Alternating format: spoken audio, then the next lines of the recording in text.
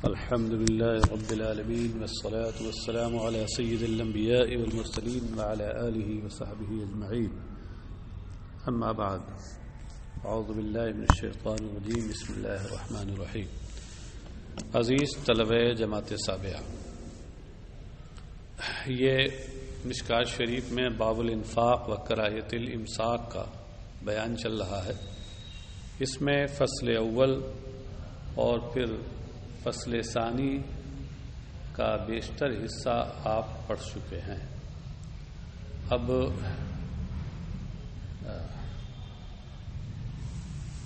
فصل اول کا بیشتر حصہ آپ پڑھ چکے ہیں. فصل ثانی اور فصل ثالث باقی ہے، وہ آج آپ کو پڑھنا ہے.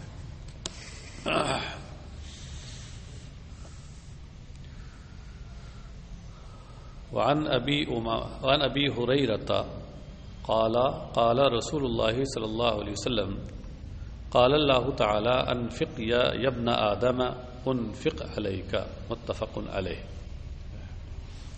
حضرت ابو ہریرہ سے روایت ہے، انہوں نے کہا کہ رسول اللہ صلی اللہ علیہ وسلم نے ارشاد فرمایا کہ اللہ تعالیٰ کا فرمان ہے، اللہ تعالیٰ کا ارشاد ہے کہ اے ابن آدم تو خرچ کر، میں تیرے اوپر خرچ کروں گا. یعنی تو میری راہ میں خرچ کر تو میں تجھے عطا کروں گا. سبحان اللہ، کیسی پیاری بات ہے کہ اللہ کی فرماتا ہے کہ تم میری راہ میں میرا دیا ہوا مال خرچ کرو تو میں تمہیں اور مزید دوں گا. تو اس طرح صدقہ کرنے میں نفع ہی نفع ہے، اور اللہ تبارک تعالیٰ گویا اس کا وعدہ فرما رہا ہے مزید دینے کا. متفق علیہ، یہ حدیث متفق علیہ ہے کہ امام بخاری اور مسلم نے دونوں نے اسے حضرت ابو ہریرہ کے حوالے سے روایت کیا. وعن ابی امامۃ قال قال رسول اللہ صلی اللہ علیہ وسلم یا ابن آدم ان تبذل الفضل خیر لک وان تمسکہ شر لک ولا تلام علی کفاف وابدأ بمن تعول، رواہ مسلم. حضرت ابو امامہ باہلی سے روایت ہے، انہوں نے کہا کہ رسول اللہ صلی اللہ علیہ وسلم نے ارشاد فرمایا ابن آدم، ضرورت سے زائد جو مال ہے، فضل سے مراد ضرورت سے زائد مال کو تمہارا خرچ کرنا تمہارے لیے بہتر ہے، اور تمہارا اسے روک رکھنا یہ تمہارے لیے برا ہے. ولا تلاموا علی کفاف، ہاں بقدر کفایت اور بقدر ضرورت کو جمع کرنے پر تمہیں ملامت نہیں کی جائے گی.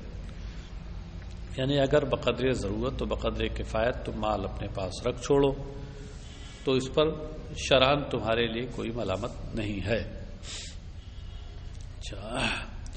وابدأ بمن تعول، اور صدقہ دینے کا آغاز، خرچ کرنے کا آغاز ان لوگوں سے کرو کہ تم جن کے اخراجات کے کفیل اور ذمہ دار ہو.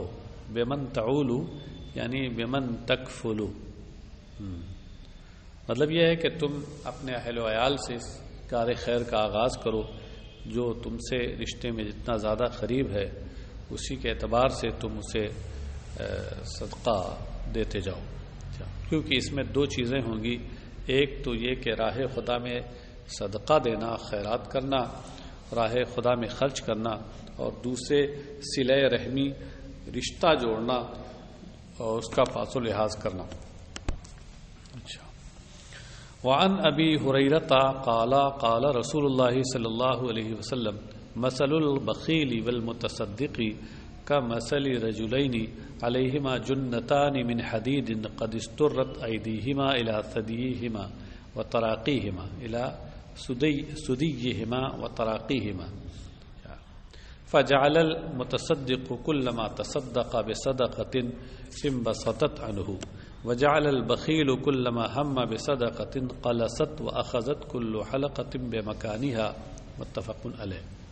حضرت ابو ہریرہ سے روایت ہے، انہوں نے کہا کہ رسول اللہ صلی اللہ علیہ وسلم نے ارشاد فرمایا کہ بخیل اور صدقات کرنے والے کی مثال ان دو شخصوں کی طرح ہے، اس کا حال ان دو شخصوں کی طرح ہے کہ جن کے جسم پر لوہے کی دو زرہیں ہوں، جنتان یعنی درعان، لوہے کی زرہیں پہنے ہوئے ہیں، قد استرت ایدیہما، ان کے ہاتھ ان کی پستانوں یعنی ان کے سینوں اور ان کی پستانوں اور سینے کے بالائی حصوں میں کی طرف گویا باندھ دیے گئے ہوں، ملا دیے گئے ہوں۔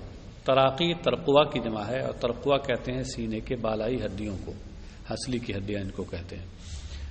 اور سدین یہ صدی کی جمع ہے، اور استرت بے معنی شدت و ضمت التصقت کے معنی میں ہے، یعنی لوہے کی زرہیں پہنے ہوئے ہیں، گویا کہ ان کے ہاتھ کے سینوں اور ان کی ہنسلی کی ہڈی میں بالکل باندھ دیے گئے ہوں۔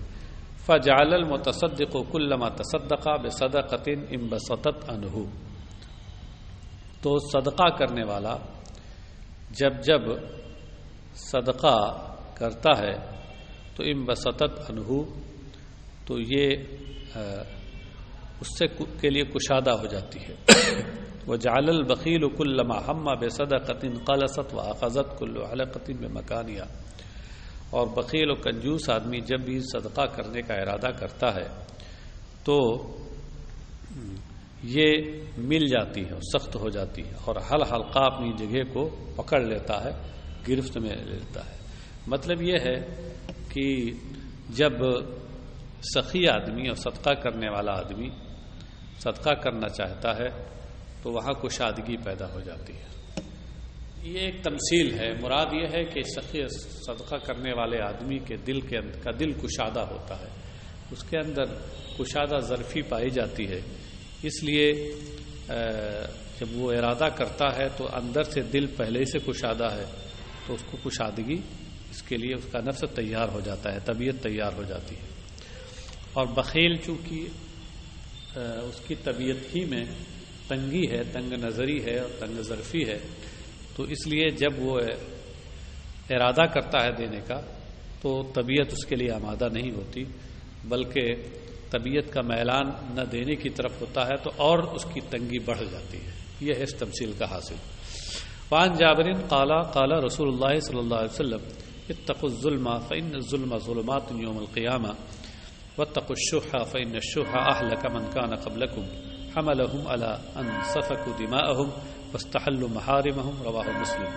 حضرت جابر سے روایت ہے، انہوں نے کہا کہ رسول اللہ صلی اللہ علیہ وسلم نے ارشاد فرمایا کہ ظلم سے بچو، اس لیے کہ ظلم قیامت کے دن کی ظلمتیں اور اندھیرے ہیں، اور بخل و کنجوسی سے بچو، اس لیے کہ بخل نے تم سے پہلے والے لوگوں کو ہلاک کر دیا، تباہ و برباد کر دیا۔ حملہم علی ان سفکوا دماءہم، یہ اسی اہلک من کان قبلہم کی توضیح ہے، تفسیر ہے۔ انہیں خوریزی کرنے پر آمادہ کیا، اس پر آمادہ کیا کہ انہوں نے خوریزی کی اور حرام چیزوں کو حلال کر ٹھہرا لیا، یعنی خوریزی کرنے اور حرام چیزوں کو حلال ٹھہرانے پر انہیں آمادہ کیا اسی بخل نے۔ یعنی بخل یہ بہت منحوس چیز ہے، اللہ اس سے بچائے، یہ برائیوں کی جڑ ہے۔ آدمی کے اندر اگر بخل ہے تو اس صورت میں پھر وہ خوریزی کے لیے بھی آمادہ ہو جاتا ہے اور حرام چیزوں کو اپنے عمل سے حلال بھی کر لیتا ہے۔ رواہ مسلم، اللہ تعالیٰ محفوظ رکھے۔ وعن حارثة بن وهب قال قال رسول الله صلی اللہ علیہ وسلم تصدقوا فإنه يأتي عليكم زمان يمشي الرجل بصدقته فلا يجد من يقبلها يقول الرجل لو جئت بها بالأمس لقبلتها فأما اليوم فلا حاجة لي بها، متفق علیہ۔ حضرت حارثہ ابن وہب سے روایت ہے، انہوں نے کہا کہ اللہ کے رسول صلی اللہ علیہ وسلم نے ارشاد فرمایا صدقہ کرو، لوگو صدقہ کرو، اس لیے کہ تمہارے اوپر ایک ایسا زمانہ آئے گا کہ آدمی اپنے صدقے اور زکوٰۃ کو لے کر ادھر ادھر آئے جائے گا تو اسے قبول کرنے والا کوئی نہ پائے گا، کوئی ایسا شخص نہ پائے گا جو اس صدقے کو لے لے، قبول کر لے۔ یقول الرجل، یہ شخص کہے گا کہ لو جئت بہا، ہم سے اگر تم کل آئے ہوتے اگر تم کل یہ صدقہ لے کے آئے ہوتے لقبلتها تو میں ضرور قبول کر لیتا، کیونکہ کل مجھے ضرورت تھی، اب آج کوئی ضرورت نہیں۔ فاما اليوم فلا حاجۃ لی بها، رہ گیا آج تو آج مجھے اس کی کوئی ضرورت نہیں۔ متفق علیہ، یہ حدیث متفق علیہ ہے۔ تو اس کا حاصل کیا ہے کہ ابھی زمانہ ایسا ہے کہ اس زمانے میں لوگ حاجت مند، ضرورت مند ہیں۔ ضرورت مند لوگوں کا مل جانا جو صدقے کو خوش دلی کے ساتھ قبول کر لیں، یہ اللہ کی بڑی نعمت ہے، لہذا انسان کو اس سے فائدہ اٹھانا چاہیے۔